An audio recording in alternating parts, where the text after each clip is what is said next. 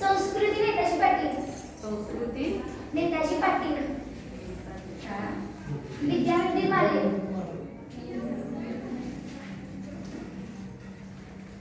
केंद्र हेरले विद्यामंदिर माले. संस्कृती नेताजी पाटील.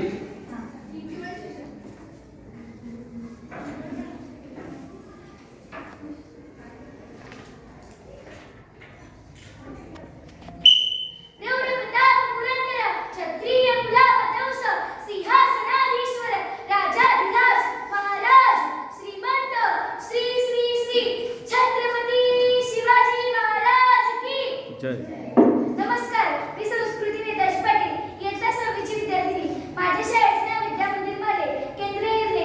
शिवरायांच्या न्यायदानावर मी एक कथा सादर करणार आहे आणि माझ्या कथेचे नाव आहे आदर्श न्यायाधीश छत्रपती शिवराय.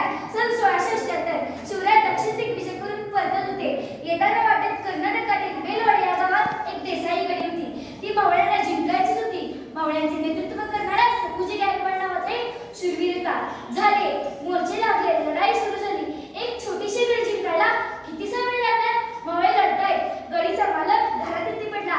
आता तर नक्कीच जिंकणार आहे गडी. पण आश्चर्य आहे, 1 दिवस गेला, 8 दिवस गेले, 15 दिवस गेले, तरीही काही गडी फटके होत नव्हती. शेवटी शिवरायांनी सखुजी गायकवाडला खरबरीत निरोप पाठवला. राजे चिडले आहेत हे बघून तर सखुजीला चेवच चढला. मावळ्यांच्या अंगीच पुरण आले. भयंकर रणकांडे माजले आणि गडी फुटते झाली. तब्बल 15 दिवस लागले ही गडी जिंकायला.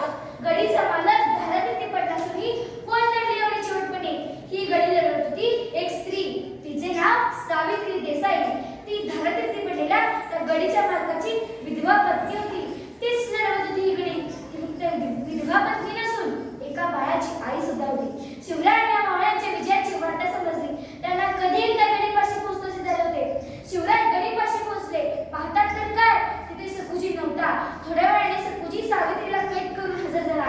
सखुजी इतक्या द्वेषात आणि रागात होता की त्या रागाच्या उन्मादाच्या भरात त्यांनी शिवरायांनी मावळ्यांना स्त्री, अबला, पुरुष, म्हाताऱ्या आणि रोगी यांना हात न लावता त्यांचे संरक्षण करण्याचा सांगितला नियम तो विसरला आणि त्याचा राग इतका अनावर झाला की त्या रागाच्या आणि विजयानुवादाच्या भरात त्याने स्वतः जिद्दीने लढलेल्या त्या गडीच्या मालकिनीवर म्हणजे सावित्रीवरती प्रसंग करण्याचा प्रयत्न केला. सरदारांनी व मावळ्यांनी त्याला प्रतिरोध केला, पण शेवटी एका बाईचे शिर तर भ्रष्ट झालेच होते. शिवरायांच्या मावळ्यांच्या विजयाची वार्ता तर समजलीच आणि सखुजी गायकवाडच्या कुकर्माची.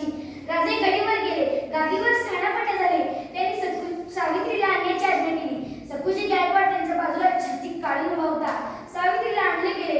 सावित्री घाबरलेली, गांगरलेली होती. आता माझं कसं होणार?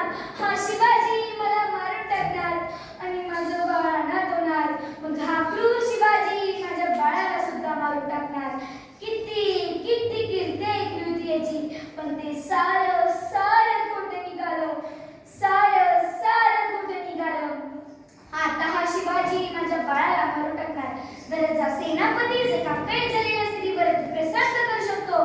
तिच्या हातापायात बेड्या टिकून तिला काल फुटीत टाकू शकतो, तर हा तर त्यांचा राजा आहे. हा किती क्रूर असेल. सावित्रीचे विचारचक्र सुरू झाले. तिने महाराजांना आत्मसात घातली.